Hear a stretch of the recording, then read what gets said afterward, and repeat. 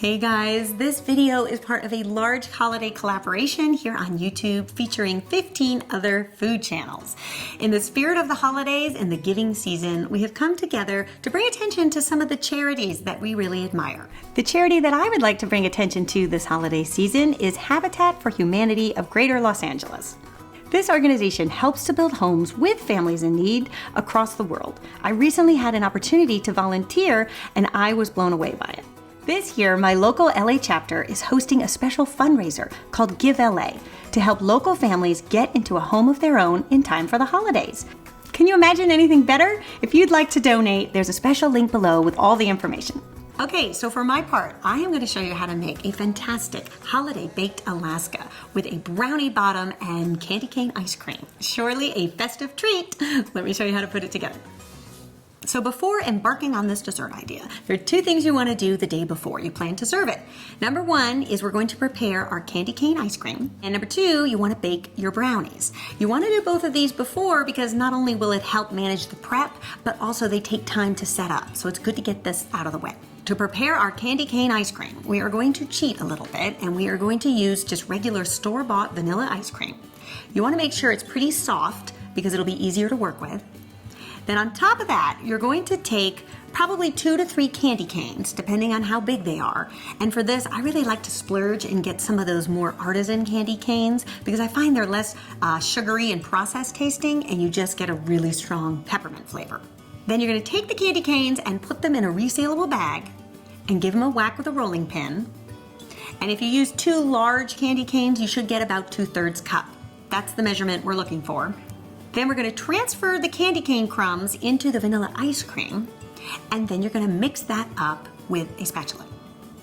And then you're going to transfer this new candy cane ice cream back into your ice cream tub. See, and it fits perfectly. And then you're just going to pop on the lid and put it in your freezer overnight. Then next we want to make our brownies. So we're going to be working with my Foolproof fudgy brownie recipe, and I will leave that for you in the description. I'll also leave you a link as an annotation if you want to watch that video. Basically, you want to make these brownies the day before, and then once they are cooled completely, you're going to pop them in the fridge overnight. Okay, so we've got our ice cream set, we've got our brownies made. So now the day of, if you're serving this on Christmas Eve or even Christmas Day, here's what you want to do. You want to remove the brownies from the fridge at least an hour ahead of time. That will allow them to get up to room temperature, and that's going to make them easier to cut into. Then you're going to take a biscuit cutter. I'm using one that's 2.5 inches wide. And you're going to be able to cut out 8 of these circles. So this is a recipe that serves 8. Then you're going to take all your little brownie circles and put them on a metal cookie sheet and just set them aside for a minute. Now you might be wondering, what do you do with all of these beautiful brownie scraps? Well, what I do is I chop them up, put them in a Ziploc bag, and pop them in my freezer. And that way they're ready to go when you just want a little piece of chocolate. But they're also good topped on top of ice cream. I'm sure you'll find a use for them. Then in the bowl of an electric mixer, you're going to add 6 egg whites and 1/2 teaspoon of cream of tartar. Now, cream of tartar is a powder that has an acidic property to it, which will really allow your egg whites to hold. So we've all had egg whites that have fallen. Usually you need to have something acidic to prevent that. It just makes them a lot more stable. So if you can't find cream of tartar, another way you could go is either with a little bit of lemon juice, fresh lemon juice, about 1/2 teaspoon, or 1/2 teaspoon of plain white vinegar. Either one will provide that same acidic property that you need. And then every so often, you are going to add to it 1.5 cups of sugar. So you don't want to dump the whole thing in at one time. You want to do it gradually. So just stop the machine, add a little bit of sugar, keep whipping until you have a really beautiful, fluffy white mass on your hands. So at this point, you can take those egg whites and set those aside, and then go get that candy cane ice cream, and you're going to take 1 scoop of ice cream and place it on top of each brownie disc. And then you're going to go back to that beautiful meringue and dollop it on top and cover the whole thing with it.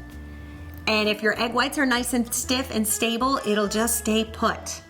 So once that's all ready to go, and this is something you need to work quickly, so it does help to have everything at the ready, we are going to use a kitchen torch. Now, over the years, I have been very intimidated by this little gadget in the kitchen. I was always afraid I was gonna burn my house down with it. But I spent some time at the kitchen store, and I really found a model that I think is super easy to use. I'll put a link in the description if you wanna know. But it's not that intimidating at all. The one thing to know is if you order these online, they don't come with the butane. In fact, they oftentimes aren't even sold with the butane because it is flammable. So you do have to make sure that you get the butane cartridge and you just fill it up from the bottom. So you wanna make sure there's enough fuel in there. Then when you're ready to go, you're going to just use that little kitchen torch and start to brown your meringue until it is starting to turn golden brown and set. And this is where you can really have some fun with it. It really does get pretty artistic and decorative, and it'll look like little glaciers. And then once your meringue is nice and browned, you can very carefully transfer your baked Alaska onto a plate. And then, depending on how you want to serve it, you could garnish it. I do like this time of year to garnish things with a little rosemary dipped in water and then rolled in sugar. And then you can also do the same either with some cranberries or some raspberries.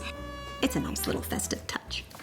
And you can have those all prepped before, because once you've got that meringue all browned, remember you've got that ice cream underneath, you do not want to delay. So if you are going to garnish, it would be wise to have that all prepped ahead of time, just waiting in your fridge.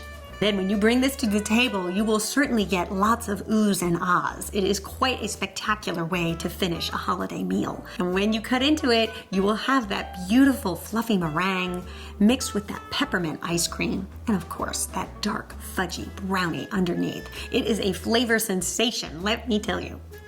I hope you guys give this one a try and let me know what you think, and I will see you back here next week for another holiday recipe. Until then, bye. You know I could have been a painter, mixing some color to your lives, created a masterpiece.